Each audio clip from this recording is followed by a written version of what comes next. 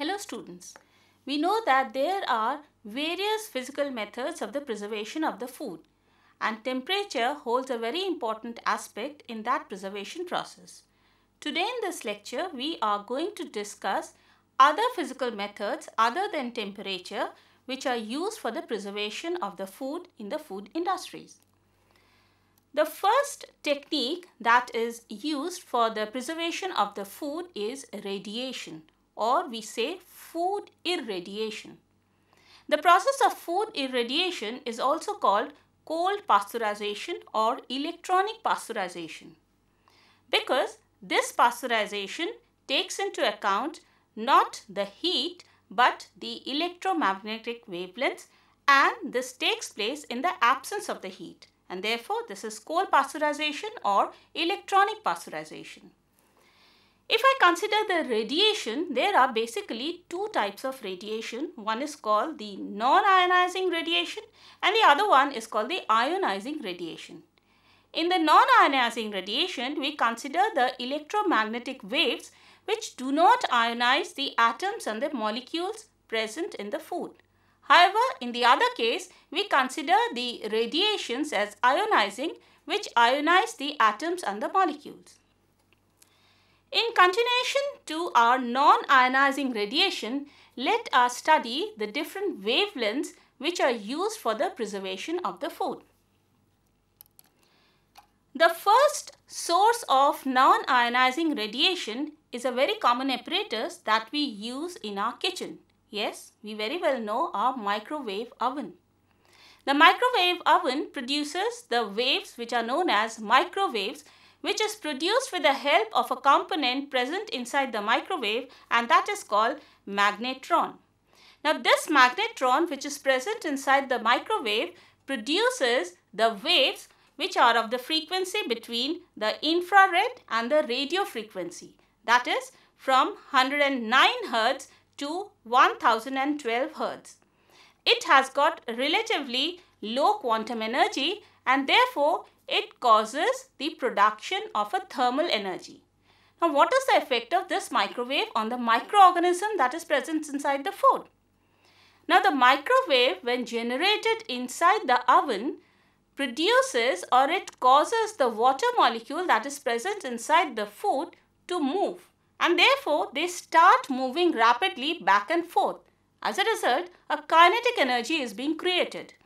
Now this creation of the kinetic energy causes a rise in the temperature inside the food item, which is passed on from one molecule to the other neighboring molecule, and as a result the food gets heated up. Now this energy which is produced by the microwave by the help of the kinetic energy of the water molecule can kill the microorganism that is present inside the food and therefore helps in the preservation process. Another non-ionizing radiation that is very much used in the food practice or in the preservation of the food is the UV radiation or ultraviolet radiation. If I consider the spectrum of the light, the UV light wavelength ranges from 100 to 400 nanometer. Now this UV light wavelength is being further divided into UVA, which comes in the range of 315 to 400 nanometers, UVB which is in the range of 280 to 315 nanometer, UVC which is in the range of 200 to 280 nanometers, and then we have got vacuum UV which is in the range of 100 to 200 nanometer. This region or the vacuum UV is not at all antibacterial in nature. However, the range from 200 to 300 is called microbicidal because this is the range which is antibacterial in nature, or this frequency is able to kill the bacteria that is growing inside the food item and therefore helps in the preservation of the food. Now the penetration of the UV is not so good if I consider the ionizing radiation. Why? This penetration power is different in different media. For example, in the case of air, the penetration power of the UV is 300 to 500 centimeters. In the case of water, this is 30 centimeter. In the case of glass, this is 0.1 centimeter, and in the case of milk, this is 0.01 centimeter. So the penetration of the UV is not so good, and this keeps on changing when the media changes. Now, what is the effect of UV on the cells or on the microbial community? Let us learn this. When the UV falls on the cell or on the living cell, the DNA gets affected. Now, thymine is a base which is present in the DNA. Whenever this DNA is exposed to the UV light, there is formation of thymine dimers. Here you can see the two thymine molecules combine together and there is formation of a thymine dimer, and this process is called dimerization. Because of the formation of the thymine dimer, now when the uncoiling of the DNA takes place, the dimer is there in its place, and therefore this halts the process of replication and the DNA is not able to replicate. As a result, the cells are not able to survive and ultimately they are killed. The source of the UV light or ultraviolet radiation can be ultraviolet lamps, which are used in the industry where the food or the bulk food items are being exposed and ultimately they are packaged. Also, the UV incubator chamber are small source of the UV lamp where the batches of the food item are kept and are sterilized. A very common UV light can be seen in your household also when you use a water purifier. Yes, the water purifier shows the presence of a blue colored lamp, which is called the germicidal lamp. This is nothing but a UV light source. Here you can see in this picture, this UV lamp or the germicidal lamp is present in this chamber where the water is added or it comes inside this chamber with the help of this inlet. It is kept for some time, which is called the holding time, at which the microorganisms which is present in the water are killed and ultimately the water is taken out with the help of this outlet. So this is the function of UV lamp in a water purifier. Going on to the application of the ultraviolet light for the sterilization and for the preservation, we find that the eggs which are coming out of the poultry should be sterilized or they should be surface sterilized with the help of the UV lamp, where numerous eggs are kept in the trays and they are exposed to the UV lamps, and after this they are surface sterilized. Also in the mineral water purification plant, the water is sterilized or the microorganisms that are present inside the water are being killed with the help of the ultraviolet radiation. Now, whatever the conditions or different processes may be or the applications of ultraviolet light may be, many microorganisms are resistant to this ultraviolet radiation, and this resistance could be shown in this pattern where we find that viruses are very much resistant to the ultraviolet radiation in contrast to the gram-negative bacteria which are more susceptible to the ultraviolet radiation. And the pattern of resistance is like this. Going on to the ionizing radiation, that is the second type of radiation that is used in the food industry for the preservation or for the processing of the food. Ionizing radiation are the high energy waves which ionize the atoms and the molecules along their track in a medium. Now these radiations are basically the alpha, beta, gamma, cosmic rays and X-rays, which are the one which have got a high energy as well as they have got a high penetration power.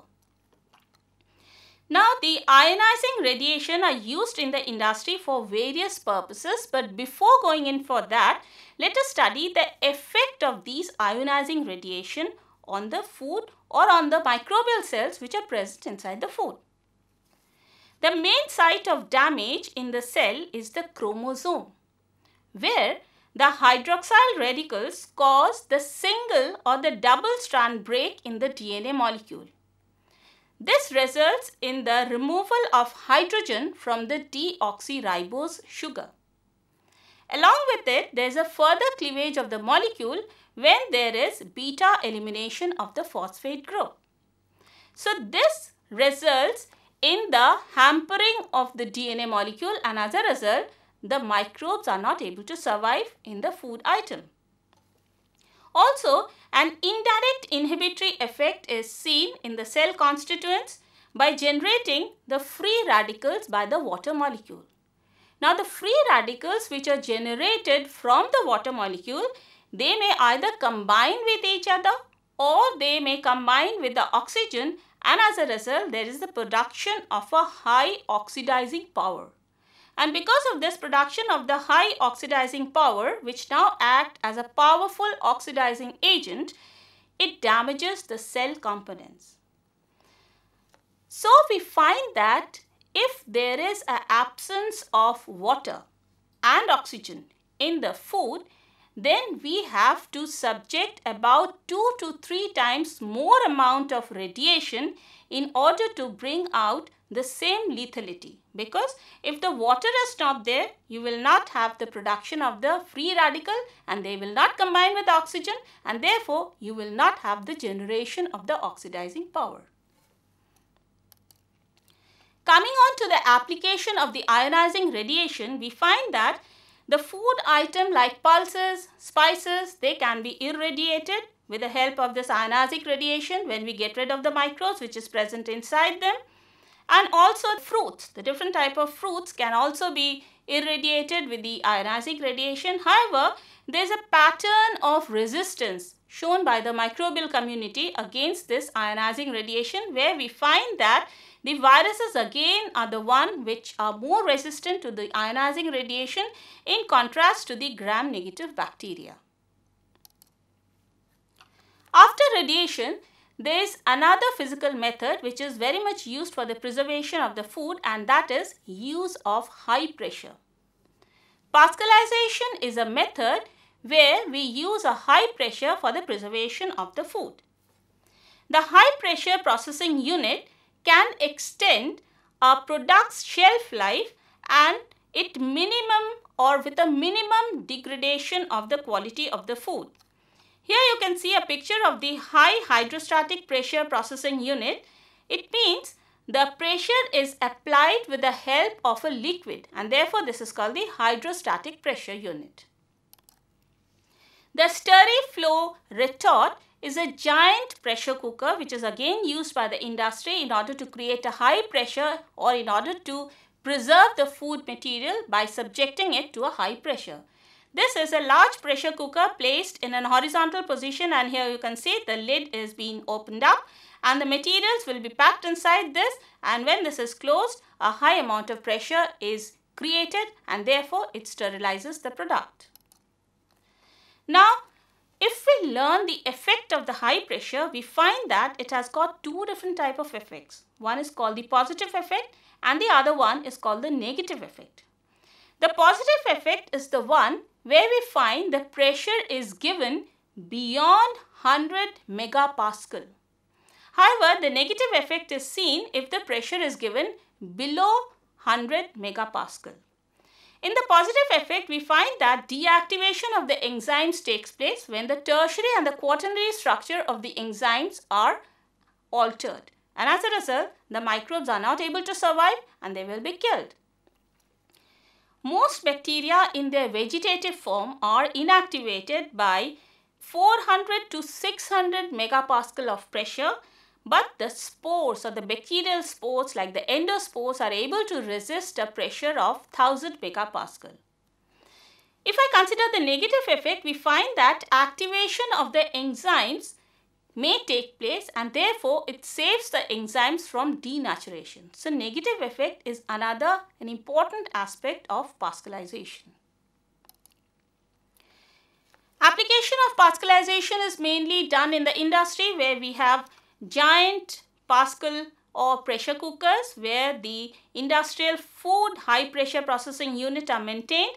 Also the isostatic pressure chambers are there in the industry which goes in for the fruit juice preservation or where they get rid of the microbial cells.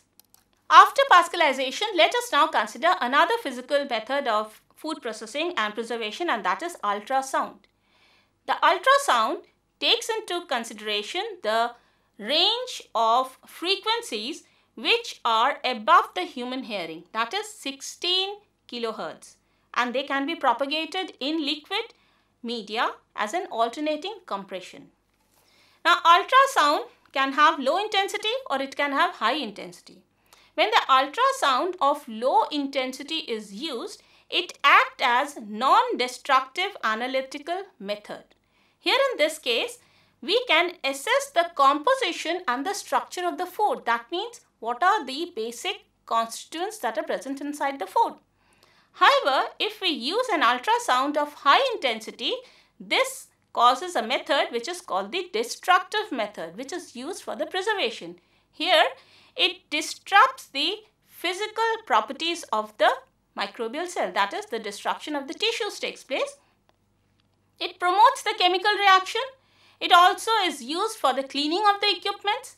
The high intensity ultrasound also create emulsions in the fruit juices. So in this way, the high intensity ultrasound can be used for the preservation.